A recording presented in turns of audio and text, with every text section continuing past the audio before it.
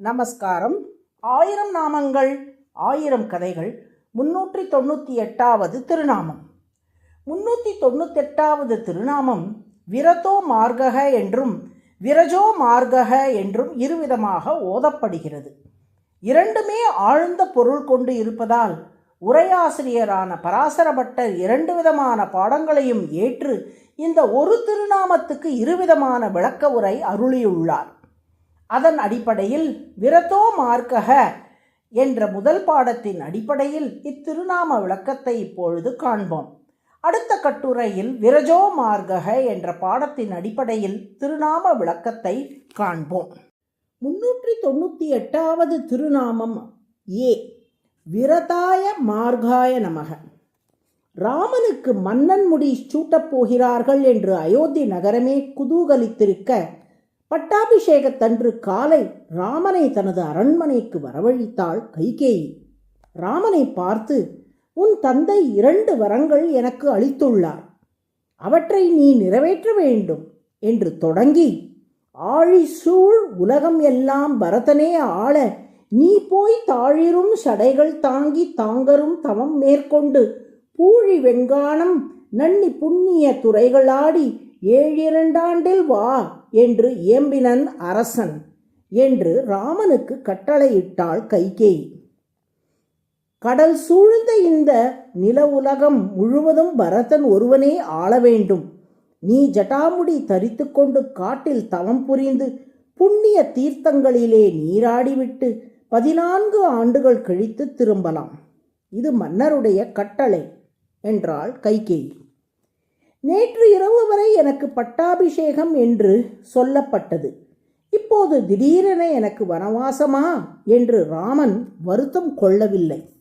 மிகுந்த மகிழ்ச்சியுடன் கைகேயியை பார்த்து, மன்னவன் பணியென்றாகில் நும்பணி மறுப்பேனா, என் பின்னவன் பெற்ற செல்வம் அடியேனேன் பெற்றதன்றோ. தாயே, இதை மன்னர்தான் சொல்ல வேண்டுமா? நீங்கள் சொன்னாலே அடியேன் அதை அடிபணிந்து நடக்க மாட்டேனா? என் தம்பி முடிசூடினால் அது அடியேன் சூடியதாகவே நான் கருதுவேன் என்று சொல்லி காட்டுக்கு புறப்படுகிறான். அப்போது ராமனின் முகம் எப்படி இருந்தது? அப்பொழுது அலர்ந்த செந்தாமரையை வென்றதம்மா என்கிறார் கம்பர். இதற்கு வால்மீகியும் அழகான ஓர் ஓமை கூறுகிறார். அச்சாஸ்ய மகதீம் லக்ஷ்மி ராஜ்யநாசோபகர்ஷதி லோககாந்தஸ்ய காந்தத்வாத் சீதஸ்ரமேஹே இவக்ஷபா.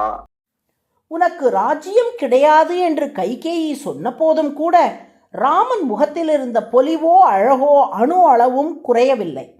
உலகுக்கெல்லாம் குளிர்ச்சியும் ஒளியும் தரும் சந்திரனின் ஒளியை இருளால் மறைக்க முடியுமா? அதுபோலத்தான் 1000 துயரங்கள் வந்தாலும் ராஜ்யம் செல்வம் போன்றவற்றில் ஆசையில்லாத ராமனின் அழகை குலைக்க முடியாது என்கிறார் வால்மீகி. ஆசையில்லா மனிதர் தம்மை துன்பம் எங்கே நெருங்கும்? இப்படி உலகியல் விஷயங்களில் விருப்பமோ நாட்டமோ கொள்ளாதவனாக ராமன் திகழ்ந்தபடியால் விரதக என்று அழைக்கப்படுகிறான். விரதக என்றால் பற்றில்லாதவர் என்று பொருள். அத்துடன் மார்கக என்ற பதமும் சேர்ந்து விரதோ மார்கக என்று இத்திருநாமம் வருகிறதே. மார்கக என்றால் என்ன? மார்கக என்றால் இவ்விடத்தில் விரும்பப்படுபவர் என்று பொருள். பரத்வாஜர், விஸ்வாமித்ரர் போன்ற பற்றில்லாத முனிவர்களால் விரும்பப்படுகிறான் ராமன். அதனால் மார்கக என்று அழைக்கப்படுகிறான். பற்றுக பற்றற்றான் பற்றை அப்பற்றை பற்றுக பற்றுவிடற்கு என்கிறார் வள்ளுவர். அந்த வகையில் பற்றில்லாத முனிவர்கள் ராமனின் திருவடிகளை பற்றி கொண்டு உய்வடைகிறார்கள். அத்தகைய பக்தர்களிடம் ராமனும் பற்று வைக்கிறான். உலகியல் செல்வங்களில் தான் அவன் பற்றில்லாமல் இருக்கிறானே ஒழிய அடியார்கள் மேல் மிகுந்த அன்பும் பற்றும் கொண்டிருக்கின்றான் அந்த ஸ்ரீராமன். அதனால்தான் ராமன் விரதோ மார்கக என்று அழைக்கப்படுகிறான். விரதக என்றால் உலகியல் விஷயங்களில் ஆசையற்றவர். மார்கக என்றால் முனிவர்களாலும் விரும்பப்படுபவர். உலகியல் பற்றற்றவனாகவும் முனிவர்களால் வணங்கப்படுபவனாகவும் விளங்கும் ராமன் விரதோ மார்கக என்று அழைக்கப்படுகிறான். அதுவே சகஸ்ரநாமத்தின் 398வது திருநாமம். விரதாய மார்காய நமக என்று தினமும் சொல்லி வரும் அன்பர்களுக்கு தாழ்ந்த விஷயங்களில் உள்ள பற்று நீங்கி இறைவனிடத்தில் பேரன்பு உண்டாகும்படி ஸ்ரீராமன் அருள் புரிவான். நாராயண நாராயண.